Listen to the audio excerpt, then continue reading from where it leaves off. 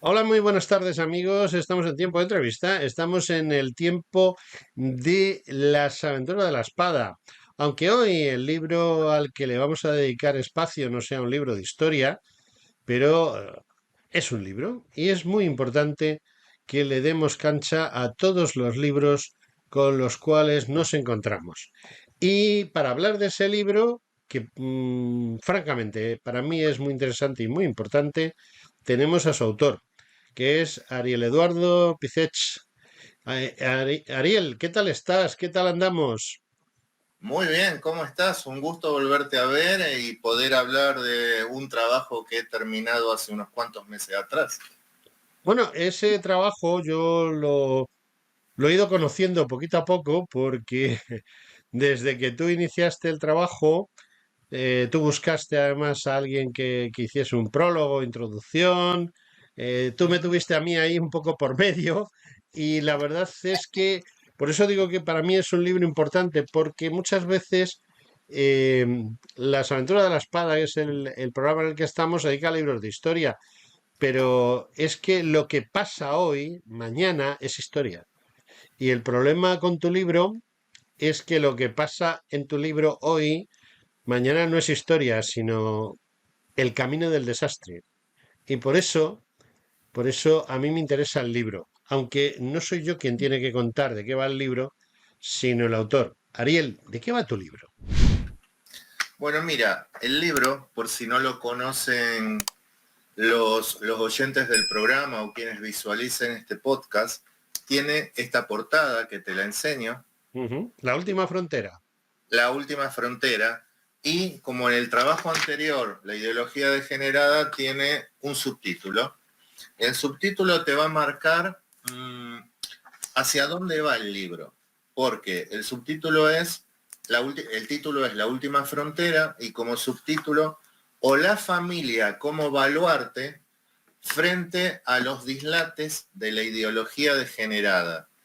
Acuérdate, José Antonio, que el primer libro que publiqué, también a través de Amazon, lo había titulado La ideología degenerada, reemplazando el vocablo de género por el término degenerado, lo cual no era casual. Ese libro tenía una portada de color negro. El color negro representa lo oscuro, lo tenebroso, lo tétrico. Y en cambio, opté por poner la imagen de una familia y el color es blanco. ¿Por qué? Porque trato de transmitir la idea de pureza y de volver a una serie de valores que estamos perdiendo cada día y que solamente lo podemos encontrar en la familia. Tú podrás preguntar por qué digo la última frontera. Bueno, el vocablo último se entiende qué significa. Es lo último o la última posición de algo que tenemos que defender para, ¿verdad? ¿Cierto? Y frontera, si bien podemos dar muchas definiciones de frontera, en el libro lo voy enfocando como un espacio conflictivo de relacionamiento social. ¿Qué quiero decir con esto? Como un límite, si se quiere, pero más que un límite, sino un espacio de lucha, de batalla cultural, de enfrentamiento, en el que interactúan, por un lado, los individuos, a los cuales esta ideología degenerada pretende dejar solos y atomizados, por el otro lado, las familias, que es la idea que defiendo en el libro, y por el otro lado, el Estado.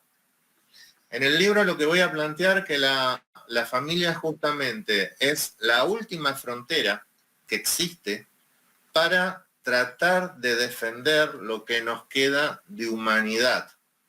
¿Por qué? Porque como tú gentilmente me habías hecho un reportaje sobre la ideología degenerada, sabes que en ese libro previo hablé de un plan de ingeniería social que tiene una serie de objetivos muy claros, que serían reducir drásticamente la población. ¿Cómo se reduce la población? fomentando todo lo que son prácticas sexuales que no conciban vida, esto es, imponiendo la homosexualidad, el lesbianismo y principalmente el transgenerismo, por un lado.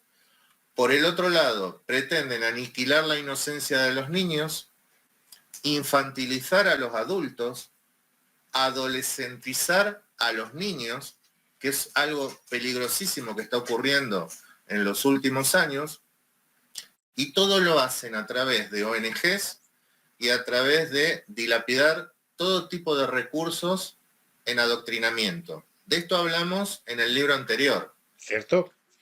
En La Última Frontera también retomo alguna idea, porque, por ejemplo, nos encontramos con palabras que tienen un fin noble, pero que encubren realmente discriminaciones y hasta podríamos decir que odio. Por ejemplo, cito la denominada Ley de Violencia de Género. No voy a hablar de ella en este momento, pero lo vuelvo a citar como parte de ese entramado legal que ataca a la familia. La LOMLOE, la Ley de Educación. Luego me refiero a la Ley de Protección de la Infancia y la Adolescencia.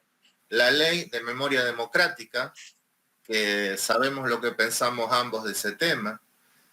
Al igual que la Ley de Familias. Sabes que por los últimos cambios que ha habido, sobre todo cuando Pablo Iglesias deja la vicepresidencia del gobierno, cierto enfrentamiento entre el PSOE y Podemos y las últimas mociones de censura que hubo, al final la ley de familias, el proyecto de ley de familias todavía no ha salido, pero sin embargo es algo que quieren volver en poco tiempo. No sé si lo sabes, pero por ejemplo, en ese proyecto de ley de familia de inspiración podemita, distinguen 16 tipos de familia. 16. Entonces esto a mí en el libro me lleva a preguntar... Que yo sepa, solo hay un tipo de familia. Correcto, estás en la misma postura de lo que sostengo yo, pero de todas maneras hablan de despropósitos, ¿no? De familia migrante, de familia joven, que sería la conformada, por ejemplo, por personas hasta los 29 años de edad. Entonces me pregunto en uno de los con 29 años de edad lo de joven es un poco... Bueno, pero la definen entre los 16 tipos, una sería la joven, que sería hasta 29 años de edad. ¿Y qué diferencia hay entre una familia que tiene 29 años de edad? Bueno, ya empezamos porque iba a decir el padre. Y ya entramos en otro capítulo, que hay familias con padre, con dos padres. Antes tener una familia con dos padres significaba algo malo. Ahora parece ser que va a significar algo bueno, ¿no? No, fíjate que, por ejemplo, estamos, reitero, hablando de un proyecto que todavía no ha salido convertido en ley, que estuvo a punto de salir como ley, pero sobre el que quieren volver. Es una de las cosas que analizo en el libro. Entonces, por ejemplo, en ese proyecto que todavía no es ley, te hablan de, por ejemplo, familia biparental, familia monomarental o monoparental. Te hablan también de familias de hecho o de unidas por vínculo matrimonial, de la familia joven. Te hablan de una familia reconstituida. Mira este término. Es decir, por ejemplo, si tú como varón en su momento has tenido un hijo con una señora, evidentemente, y falleció, y te juntas en una unión sentimental con otra señora que a su vez es viuda, eso sería una familia reconstituida en ese proyecto medio loco. ¿Y por qué lo llaman reconstituida? Podría llamarlo resiliente, que es igual de estúpido. Exacto. Luego hablan, fíjate, mezclaban lo económico porque una categoría era familia con mayores necesidades de apoyo a la crianza. Y luego, por ejemplo, uno que a mí me gustaba era la familia transnacional, porque, por ejemplo, una madre podía vivir con sus hijos en Madrid y el padre encontrarse por motivos laborales en Colombia, por ejemplo. Eso es una familia transnacional. Pero hay más clasificaciones. Entonces, yo voy analizando todo eso y digo que, por ejemplo, ¿Por qué en vez de hablar de familia joven no ponen familia jovencísima hasta los 20 años? ¿O ponen una familia esquizofrénica, si alguno de los miembros de la pareja tiene esquizofrenia? O los ¿O, dos. o una familia bipolar? ¿O una familia con trastorno de sueño? ¿Qué te quiero significar con esto? Que la ridiculez de todo este tipo de clasificaciones a la que nos tienen muy acostumbradas la izquierda, solamente pretende algo, que es atomizar, es decir, dejar Atomizar y enfrentar. a la persona dividida. ¿Cómo dices? Atomizar, dividir y enfrentar. Correcto. Esa es la idea, enfrentar. Luego, por ejemplo, retomo y continúo desgranando algunas cuestiones relacionadas con toda la parafernalia de género, que es lo que traté en la ideología degenerada. Porque sabes que uno de los graves problemas que hay ahora, muy ligado a las redes sociales, pero ligadísimo, es el acceso de los menores a la pornografía, todo bajo el pretexto de la educación afectivo-sexual. Como no tenemos mucho tiempo, pero esto invito a los oyentes a que lo puedan investigar. Siempre que escuchen hablar de educación afectivo-sexual, los invito a averiguar cuál es el origen de ese vocablo que impregna todos los manuales, recomendaciones de la ONU, de la OEA, de distintas ONGs, porque todo esto viene de los estudios que en su momento hizo un señor de Estados Unidos de nombre Alfred Kinsey. Y Kinsey, para elaborar sus estudios, él, al 30%, por ejemplo, de las personas que él encuestó para sus estudios de educación sexual, eran condenados de las cárceles de los Estados Unidos por haber cometido delitos sexuales, por ejemplo. Eran violadores y pederastas. El señor Kinsey y su equipo hicieron experimentos sexuales con menores de edad y hasta con bebés, para evitar que esto pueda ser censurado en algún medio. No voy a decir en qué consistían los experimentos, pero digamos que había verdaderos abusos de naturaleza sexual, por no decir totalmente delictivos, que dieron lugar a este tipo de estudios con los cuales construyeron la famosa cantinela de la educación afectivo-sexual. En el libro voy analizando cómo a través de esa ideología degenerada, de la que en su momento te hablé de las palabras de Irene Montero cuando era ministra, que señaló que todos los niños, las niñas y las niñes tienen derecho a saber que los cuerpos son válidos, que pueden amar a quien quieren y tener sexo con quien quieran. ¿Recuerdas que lo dijo en el Congreso de los Diputados, en sede parlamentaria, en la Comisión de Minoridad y de Familia? Y también lo dijo en el marco de unas jornadas que fueron realizadas en Buenos Aires, cuando viajó en calidad de ministra.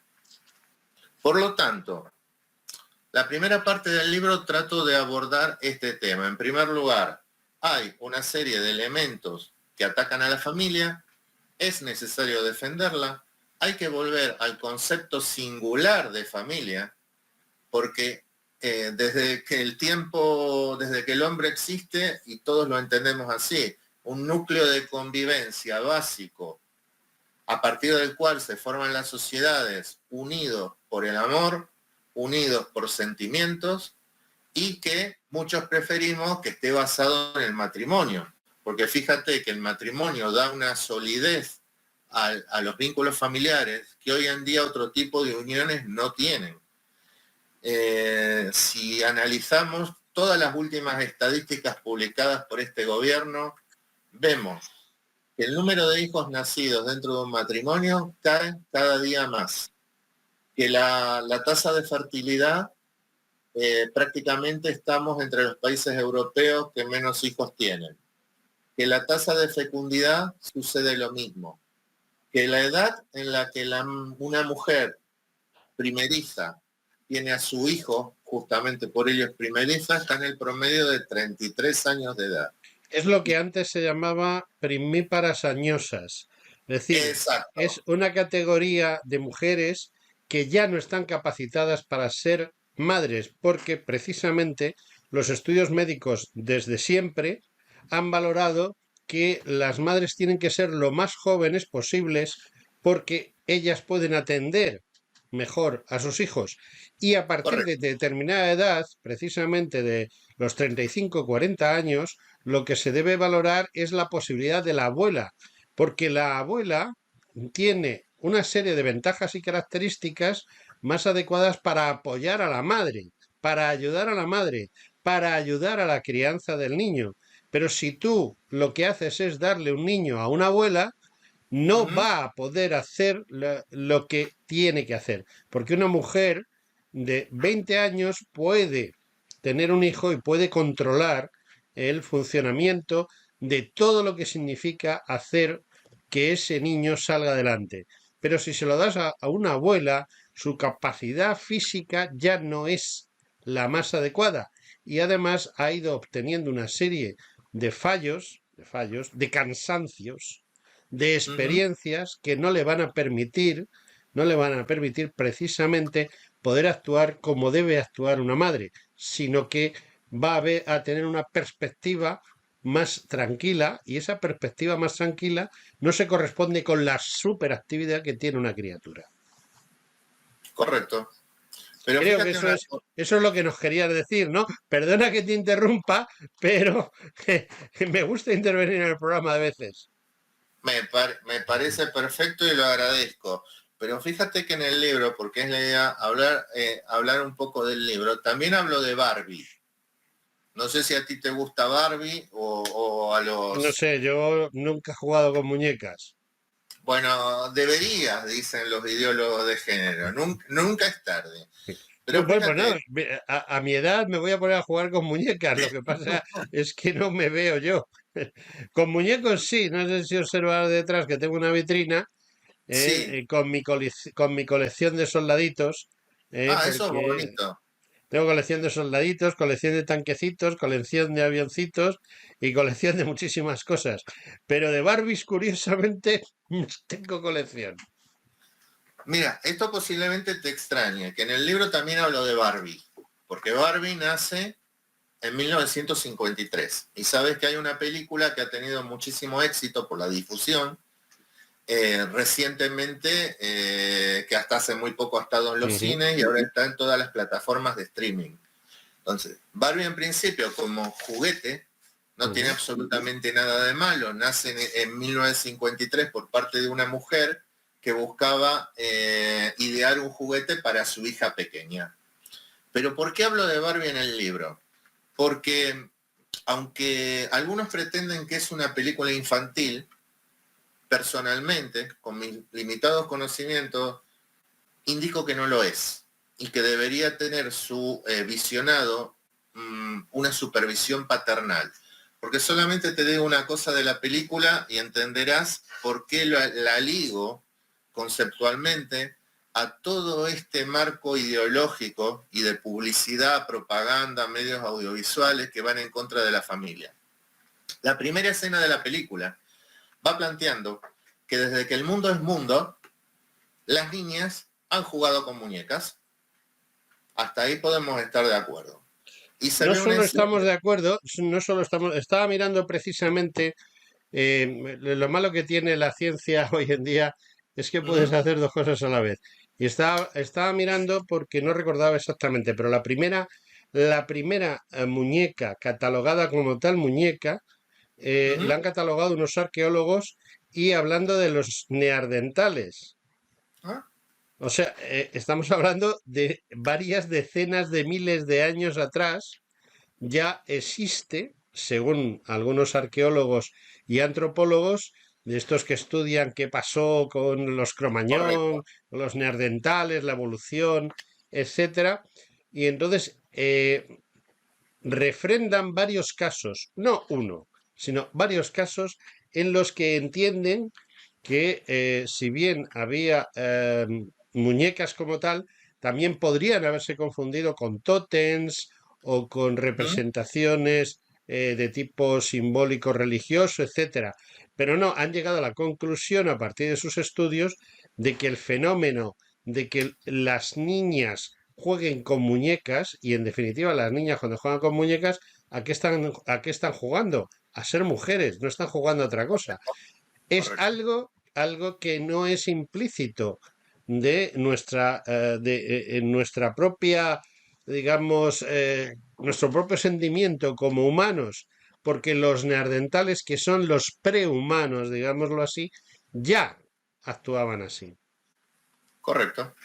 Pero fíjate una cosa, en eso podemos estar de acuerdo, que en todas las épocas del mundo, es el mensaje inicial de la película, las niñas han jugado con muñecas, pero Ujú. solo, dice la película, podían jugar a ser mamás, hasta que llegó Barbie, y de repente aparece la actriz en primer plano, que se la va viendo con toda su imponente figura, y en ese momento, que luego analizo desde el punto de vista teórico qué representa esto en el libro, pero qué es lo que me chocó, que cuando aparece Barbie, las niñas que estaban jugando a ser mamás con los carritos de bebés, inmediatamente cogen los muñecos y comienzan a golpearlos contra las piedras del suelo. No me Por digas. ejemplo, rompiendo los cráneos de esos muñecos que representan a bebés. Con esa primera escena, la película está transmitiendo un mensaje que luego ratifica en otra parte del film, en varias partes del film. Porque, por Ujú. ejemplo, en una parte de la película aparece el personaje de Mitch Hadley Sherwood, si mal no recuerdo. Mitch Hadley Sherwood era otra muñeca que, que Mattel lanzó a la venta, y la lanzó a la venta varias veces a lo largo de la historia de Mattel, que era la Barbie embarazada. Y en el guión de la película, la presentan. Ahí está Mitch. Es muy aburrida. La han puesto en venta en el mercado y la han retirado varias veces. ¿Por qué es aburrida Mitch? Porque está embarazada. Ese tipo de mensaje que transmite Barbie está en consonancia, Satánico, es satánico. sí, está en consonancia con lo que vendría a ser el pensamiento feminista radical, que vuelvo a retomar en este libro, para que anular la maternidad, por un lado, anularla, y reemplazar la reproducción natural de la especie por algún otro tipo de reproducción, para que de esa manera se pudiese eliminar el patriarcado, que es para ese pensamiento radical la base de todos los problemas. ¿Por qué? Porque ser madre implicaba para ese pensamiento radical cortar el desarrollo profesional y estar sometido, decía Shulamit Firestone, a la tiranía de la familia biológica.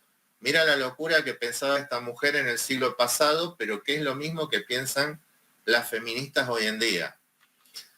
Voy analizando eso y también entro un poco en la ley, en los despropósitos que marca la ley, porque aunque no lo creas, y tú conoces la Constitución seguramente mucho mejor que la puedo conocer yo, sabes que según la Constitución española somos todos iguales ante la ley, todos iguales ante la ley.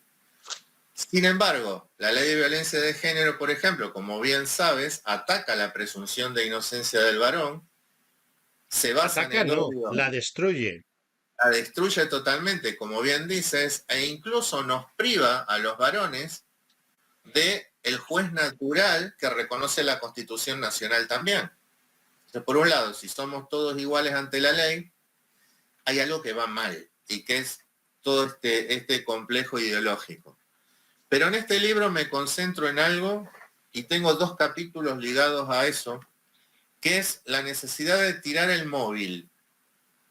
No sé si tú tienes móvil ahora, pero tirar Lo los tiro. móviles. Fuera. Tendríamos que tirar los móviles de una vez.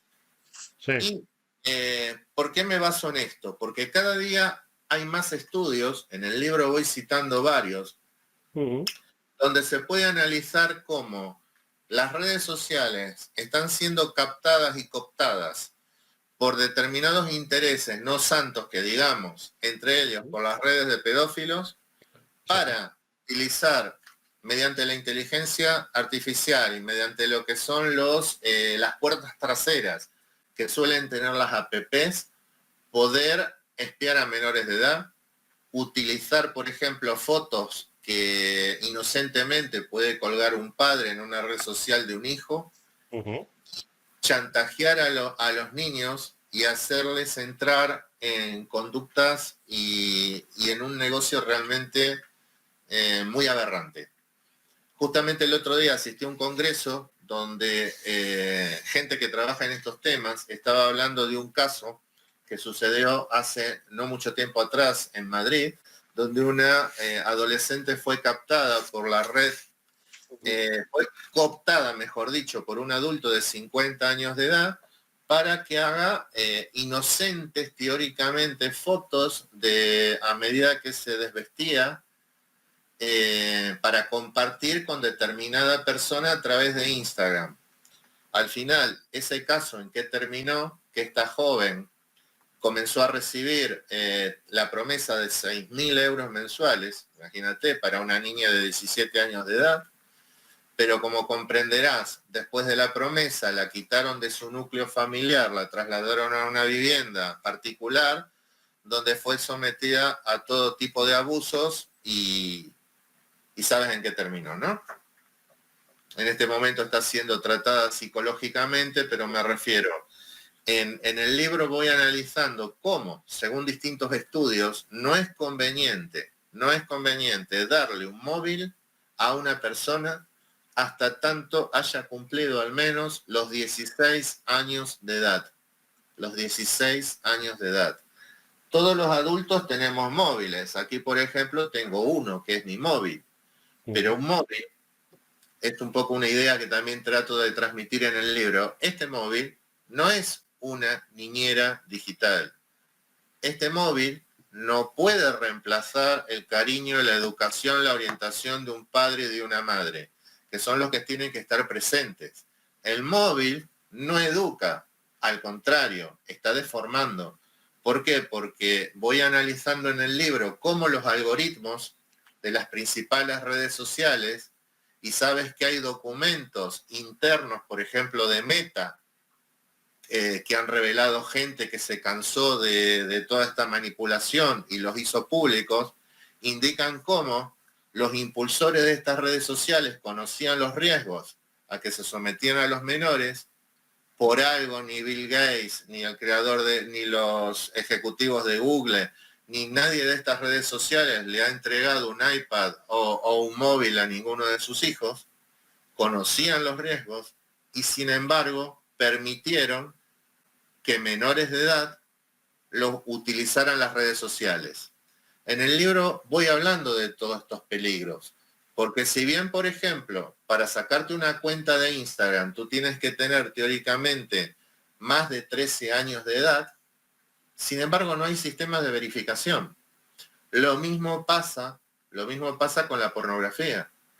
No hay manera de acreditar que la persona que va a consumir determinados contenidos en línea es mayor de edad. Al contrario, aparece, por ejemplo, la leyenda, ¿es usted mayor de 18 años de edad? Basta con darle clic y un menor accede.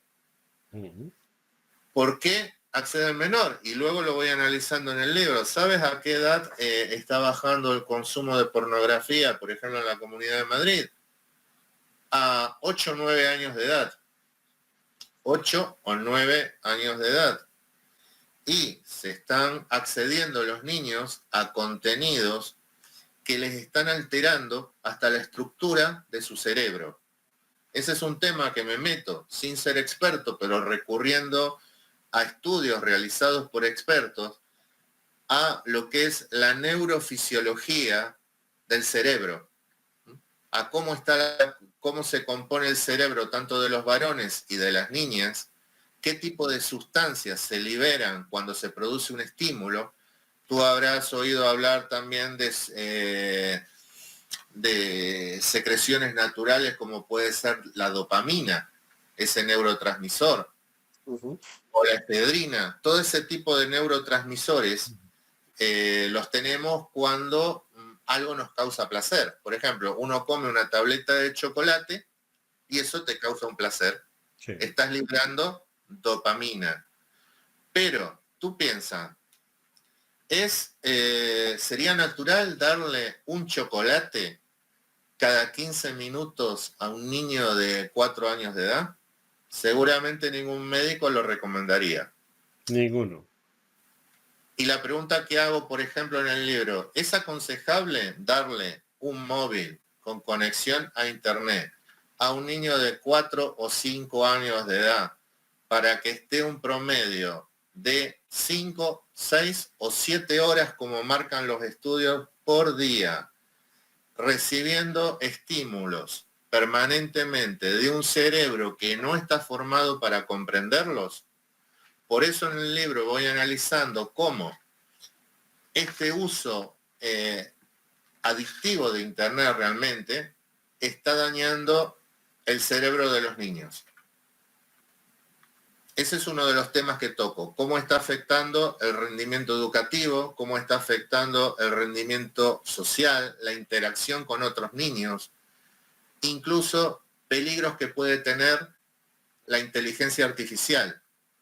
Porque claro, me he puesto a hablar con algunos adolescentes que te dicen que cuando quieren hacer un trabajo para el colegio, tiran de ChatGPT.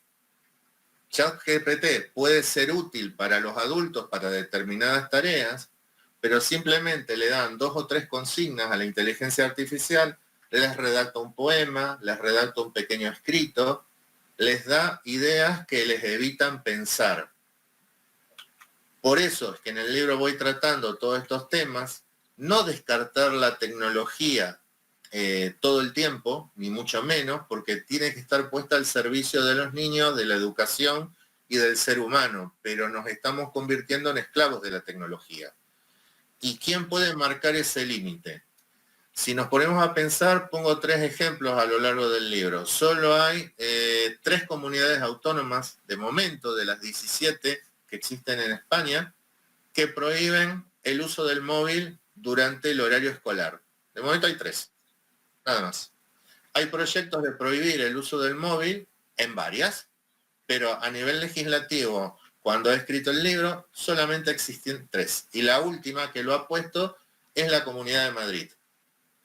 ¿Por qué? Porque entre otras cosas, analizo en el libro, sabes que el suicidio es la principal causa de muerte de los menores de 29 años de edad en España. ¿Cómo? Perdona, la causa de muerte que no sea por enfermedad. Correcto, que no es por enfermedad, bien aclarado. Y sin embargo, a través de conocidas redes sociales, los algoritmos están diseñados para que cuando el niño, por ejemplo, pone que le gusta cómo baila, no sé, Shakira, y le da me gusta, automáticamente el algoritmo te empieza a recomendar una y otra vez a Shakira o contenidos que son similares a Shakira. Shakira en este caso nos puede gustar, a mí me gusta, por ejemplo, es una cantante latina que tiene lindos temas musicales, pero olvídate de un buen ejemplo que puede ser musical, o que te guste el folclore, o que te guste la música clásica, y ponte a pensar, cuando una niña que pesa 40 kilos, pero tiene un trastorno de autoimagen y se ve extremadamente gorda, comienza a buscar en una red social cómo puede estar más delgada, automáticamente el logaritmo comienza a proponerle contenidos de influencer que le indican hasta cómo engañar a los padres. Efectivamente. ¿Cómo engañar al médico? Lo que pasa, Ariel, es que ese es un tema que tú ya empezaste a apuntar en tu libro anterior. Realmente el problema, por ejemplo, del aumento brutal de suicidios en niños, y digo brutal porque aunque en este país quien decide quien decide qué es suicidio y no es el juez de guardia cuando se Ujú. encuentra el cadáver, lo cual es un error. Es un error porque digamos que les han puesto unas orejeras a los jueces para impedir que algunos bastantes suicidios no sean catalogados como tal. En apenas 20 años no se ha doblado la población de España, ni mucho menos, prácticamente es un poco superior, pero no se ha doblado, y sin embargo el número de suicidios sí se ha doblado entre gente joven y entre adultos también. Y curiosamente hay gente independiente que hace estudios. Y tú estás apuntando a una serie de temas muy importantes referentes a la familia, referentes a los jóvenes y referentes a la ley de violencia de género. Y resulta que esos estudios totalmente imparciales, ojo, totalmente Ujú. imparciales, no están financiados ni por Bill Gates ni por la señora Montero. Y digo señora Montero porque de alguna forma tengo que decir algo antes de Montero. Ujú. La mayoría, la mayoría de los suicidios que hay en este país sí son catalogados como suicidios, pero aquellos dudosos, aunque el individuo haya dicho que se va a suicidar, no son catalogados como suicidios. Por ejemplo, el albañil que está en lo alto de un edificio y lleva tiempo diciendo que se va a suicidar y al final se cae del edificio. Es un accidente de trabajo. El individuo que dice que la situación es muy comprometida y no puede seguir viviendo y de repente se estrella con su coche contra un árbol. Y así tenemos cientos, miles de ejemplos. Y por eso solo se ha doblado el número oficial de suicidios. Ahora vamos a ver causas. Tú en la ley de violencia de género has apuntado que los hombres no tienen los mismos derechos que las mujeres. Y esa es otra causa de suicidio, porque cuando una mujer, mintiendo descaradamente, acusa descaradamente a un hombre de algo que no es cierto, pero tiene la buena suerte de caer en manos este asunto de un fiscal de la Asociación Progresista de Fiscales, que presidió el actual fiscal general del Estado, y esto lo va a tratar en instrucción una jueza de violencia de género que posiblemente no hubiese llegado nunca a nada, pero al elegir la especialidad de violencia de género como jueza, automáticamente la hacen magistrado, cosa que otros jueces no van a conseguir a lo largo de su carrera por más méritos que hagan. Pero si tú eliges ser juez de violencia de género, sí. ¿Y eso qué significa? Promoción y dinero. De modo que, ¿qué va a pasar en muchos casos? Pues hay gente que se va a encontrar con que no ha hecho absolutamente nada y sin embargo va a ser condenado a ser destruido, porque lo pierde todo, pierde la familia, pierde el dinero, pierde los hijos y acaba suicidándose.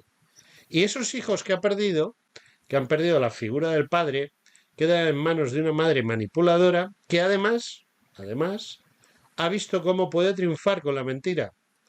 Y Sí. gracias a ese triunfo con la mentira, tienes más candidatos al suicidio. ¿Ese tipo de familia cómo la catalogan? ¿O no la catalogan? No. A ver, hay algo que te comento que me pasó el otro día. Asistí a una jornada sobre tantos temas. Yo también, tú por la tarde y yo por la mañana, a las mismas jornadas. No sé si era la misma, pero asistí a una la semana pasada, Sí, concretamente el día viernes por la tarde, sí. pensando que tenían una serie de principios religiosos protectores de la familia. Al final terminé discutiendo con 7 personas que estaban Ujú. ahí y me invitaron a retirarme del lugar amablemente. Yo me Eh, retiré del lugar sin que me invitaran. porque la base de todo, lo han dicho, Sí, la base de todo, y todos los problemas que hay en la sociedad se deben al patriarcado. efectivamente. Entonces, ¿Qué comentaba la principal expositora? Que un hombre y una mujer en la sociedad española nacen igualados, pero desde el momento mismo que se produce el nacimiento, y dijo textualmente, e incluso antes, por la educación, por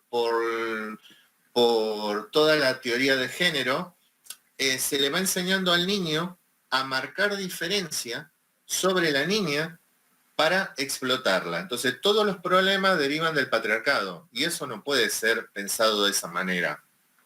Afortunadamente en el libro voy planteando que hay cosas que están comenzando a cambiar. Por ejemplo, en el Reino Unido salió en el año 2021 una norma que obliga a que justamente los proveedores de contenidos para adultos tengan que verificar la edad de acceso de los menores. En el Reino Unido y en otros países nórdicos principalmente, se está comenzando a ir hacia atrás en la legislación de género. Por ejemplo, en el Que has Reino llegado muy Unido... adelante. El problema es que ellos han llegado todavía más adelante que nosotros. Sí, pero fíjate el caso de Keira Bell en el Reino Unido, que logró demandar al principal instituto que hacía cirugías transgénero en menores de edad y comenzaban a dar bloqueadores hormonales y hormonación cruzada desde los 5 o 6 años de edad. ¿Qué me dices?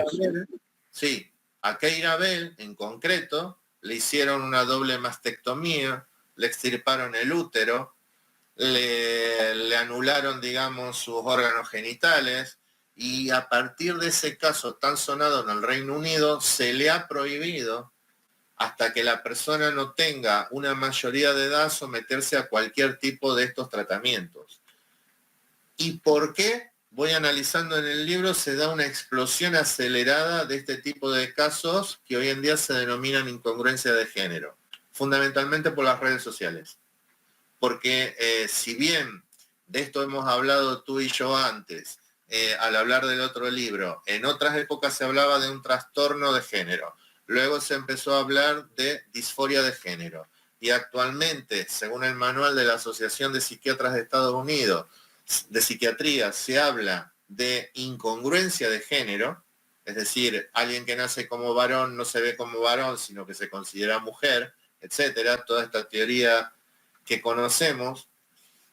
Se está logrando retroceder en esto en grandes países europeos, principalmente nórdicos y en el Reino Unido, y comenzar a aplicar un poco más de sensatez, porque ese problema que antes afectaba al 0,0002% de la población, en el caso de las niñas se ha multiplicado por 5.000.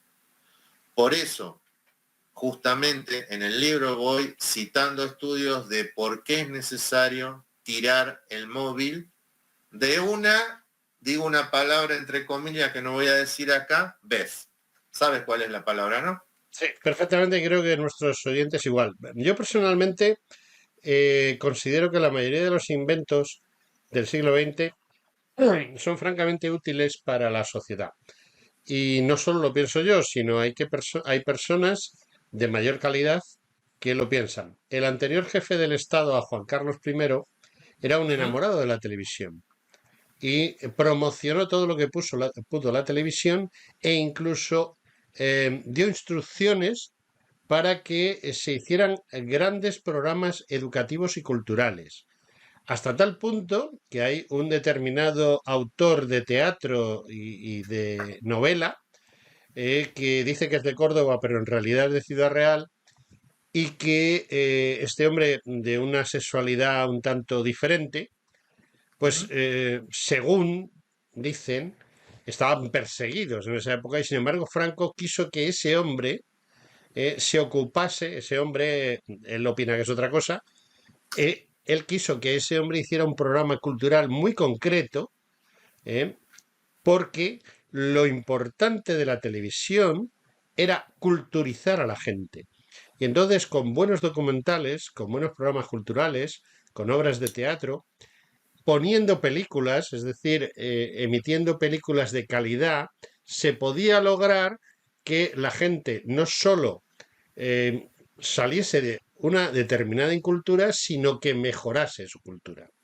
El teléfono móvil es un instrumento. El teléfono correcto. es un instrumento y Internet es un instrumento.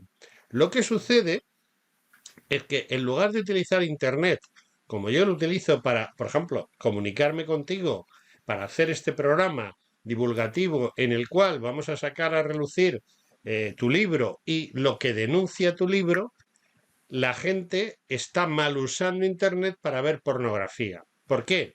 Pues porque los que mandan no les interesa. A los que verdaderamente mandan lo que les interesa es ganar dinero. Y se gana dinero con esclavos, no se gana dinero con gente culta, porque la gente culta te va a dar problemas.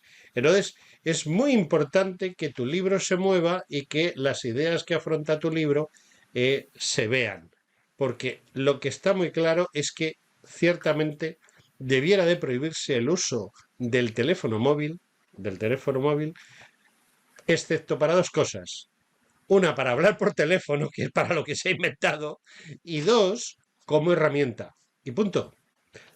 Y debiera de prohibirse, y creo que las comunidades autónomas de las que tú has hablado han enfocado en ese sentido el tema de que no debiera de utilizarse en las clases y durante Correcto. las clases los teléfonos móviles. Incluso van más allá, porque alguien está proponiendo que no se utilicen tampoco para el tema de estudiar. El que quiera estudiar, que utilice un libro, que utilice un libro, unos apuntes, un cuaderno, un lapicero, pero que no utilice Internet por una sencilla razón, y creo que tú estarás de acuerdo, porque el problema en Internet es que tú y yo podemos estar aquí hablando de la verdad y con toda la moralidad del mundo, mientras que la mayoría de los valores morales y éticos no existen en Internet. Y creo que son básicos y fundamentales para destruir el pilar sobre el que se asienta la humanidad. Y la humanidad solo se asienta sobre un pilar, que se llama familia. Y por eso Correcto. la religión católica toma a la familia como pilar de esa religión y como pilar del catolicismo, porque el catolicismo es eso. Y por eso los zurdos, como dice tu paisano Milei, Sí, por eso los zurdos tienen tanto interés en lo que tienen tanto interés, que es en destruir los valores morales para que igualar por abajo, el socialismo y el comunismo solo pretenden eso, igualar por abajo y que los seres humanos sean al final esclavos manejables por quien manda. O no. O creo que además esa es la finalidad última de tu libro. es que fíjate una cosa que me ha robado la letra, y eso que todavía no lo Será tienes porque todo. pensamos muy parecido tú y yo. Tú y yo pensamos muy Pero parecido. mira, permíteme que te leo este pequeño trozo, donde justamente en uno de los capítulos he 5 minutos nos quedan para acabar el programa. ¿no estaremos viviendo como prisioneros en una caverna, iluminados por las sombras que proyectan pantallas y otros dispositivos que en lugar de permitirnos proyectar nuestra individualidad y desarrollar nuestra potencialidad, nos han convertido en esclavos aunque no tengamos cadenas? Es muy parecido a lo que has dicho tú, pero con otras palabras. Ariel, perdona que te interrumpa casi al final, pero creo que siempre al final de un programa tiene que haber algo de diálogo. Eh, ¿Qué orientación final le das tú a tu libro? La orientación de recuperar los valores éticos y morales que son los pilares básicos a su vez de ese pilar básico que es la familia y sobre todo creo que también lo que buscas es ese concepto de familia en el cual hay un padre y una madre y unos hijos y en algunas ocasiones por desgracia o por mala suerte o lo que sea no sea así, pero no forzado como está Correcto. sucediendo con esos 130.000 niños que fueron asesinados en el útero de su madre el año pasado, más los 50 o 60.000 que no llegaron a cuajar gracias a la química de pastillas como la del día después u otros elementos químicos y la utilización de todo tipo de elementos para evitar que existan embarazos, como pueda ser precisamente la pedofilia. Porque decía alguien, bueno, es que para no tener hijos se puede evitar por otros medios. Y claro, Ujú. los chicos de Silicon Valley pues han decidido que la mejor manera de que no haya hijos es que todos seamos transexuales, gays, lesbianas, lesbianos o lesbianes. Ujú. Tal cual, ¿Es o no? Ese no, tal cual. tú pretendes con tu libro que la gente conozca eso, ¿no? Sí, es lo que pretendo y sobre todo denunciar que todo forma parte de un relato de hermosas palabras, pero que en realidad esconden un proyecto de muerte, de degradación, de incultura y de destrucción de todo lo que caracteriza al ser humano. Entonces, frente a ese tipo de proyecto criminal, lo pongo en una parte de, digamos, del epílogo, no caben medias tintas. O estás con la verdad y con los valores que tenemos que defender desde la familia, o te pasas al lado del mal. Y como me gusta citar en lo que escribo siempre algún pequeño trozo del Evangelio, si me permites, te termino con Mateo 18:6 y te lo voy a leer textual para no equivocarme, donde lo pongo en el libro y Mateo 18:6 reza, cualquiera que haga tropezar a uno de estos pequeños que creen en mí, mejor le fuese que se le colgase al cuello una piedra de molino de asno y que se le hundiese en lo profundo del mar. Ese es un mensaje que está en la Biblia referido a todos aquellos que por maldad, por intereses económicos o lo que sea, quieren dañar a los niños. Corresponde a la familia que los protejamos de este mal, porque no está todo perdido y siempre existen esperanzas de recuperar las esencias del hombre. Nada más. Bueno, Ariel, parece que tenías un cronómetro. Nos hemos quedado sin tiempo. Muy Te bien. agradezco enormemente tu presencia y te pido una última pregunta y tienes un minuto. Si yo veo tu libro en la vitrina de una librería, ¿por qué entro y lo compro? En la vitrina no lo vas a ver porque solo se comercializa a través de una plataforma. Es lo que tenemos los pobres de recursos, que Bueno, empiezan con si yo lo veo en la plataforma, ¿por qué lo tengo que comprar? porque quieres mejorar como persona y que mejore la sociedad y todas las personas que te rodean, principalmente porque quieres un futuro mejor. Ariel Eduardo Pizech, muchas gracias por haber estado conmigo y por haber estado sobre todo con la gente que nos escucha o que nos ve. Un abrazo y sigue en la lucha. Te necesitamos ahí, en la lucha. Muchas gracias por tus palabras, José Antonio. Hasta pronto. Y saludos a todos tus amables oyentes y espero no haber resultado muy pesado. Gracias. Adiós, amigo. Adiós.